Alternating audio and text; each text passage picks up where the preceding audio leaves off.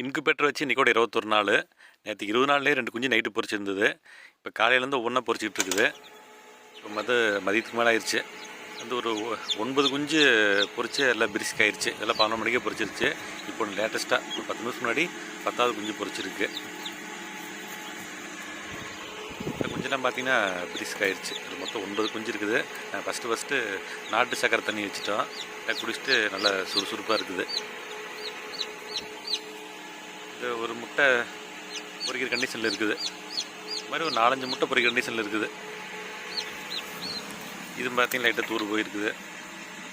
பக்கத்தில் 2 முட்டையுமே தூர் போயிருக்குது. 2 நான் 1/2 மணி நேரத்தில் பொரிச்சிடும். எல்லாத்தோட ஹைலைட்டு இந்த வாத்து முட்டை. இதே இருக்கிறதுலே பெரிய முட்டை வாத்து முட்டை. 3 முட்டை வச்சுட்டு 1 முட்டை மட்டும் குஞ்சு பொரிக்கிற மாதிரி இருக்குது. இது அவ்வளோ எதிர்பார்த்துட்டு இருக்கிறான். இதுவும் குஞ்சு பொரிக்க ரெடியாக இருக்குது. பாதி நல்லாவே உடஞ்சிருச்சு. ஒரு 6 முட்டை இன்னும் ஒரு 2 மணி நேரத்தில் பொரிக்கிற கண்டிஷனில் இருக்குது.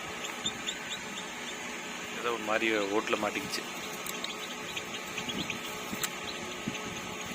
எடுத்து விட்டாச்சு. ஒரு 1/2 மணி நேரத்தில் அது நல்லா பிரிஸ்க் ஆயிரும். இதோட 21 நாள். நாளைக்கு ஃபுல்லாக வச்சுக்கலான்னு இருக்கிறேன். ஓரளவுக்கு ஒரு 25-30 குஞ்சாட்ட பொரிச்சிடும்.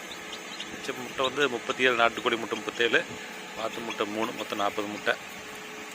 மொத்தம் ஒரு 30-32 குஞ்சாவது பொரிக்கணும் எதிர்பார்த்துருக்குறேன். நாளைக்கு தெரிஞ்சிடும் மொத்தம் எத்தனை பொரிக்குதுன்ட்டு. சக்கரை தண்ணி வச்சுருந்தேன், பூரா குடிச்சிருச்சு. ரொம்ப தண்ணி ஊற்றி வைக்கணும். இன்குபேட்டர் பரவாயில்ல. இது ஃபஸ்ட் டைமு. நான் கூட பொரிக்காமல் சந்தேகத்தில் இருந்தேன். கரெக்டாக நல்லாவே ஹேச்சிங் வருது. இது மேனுவல் இன்குபேட்டர் தான்.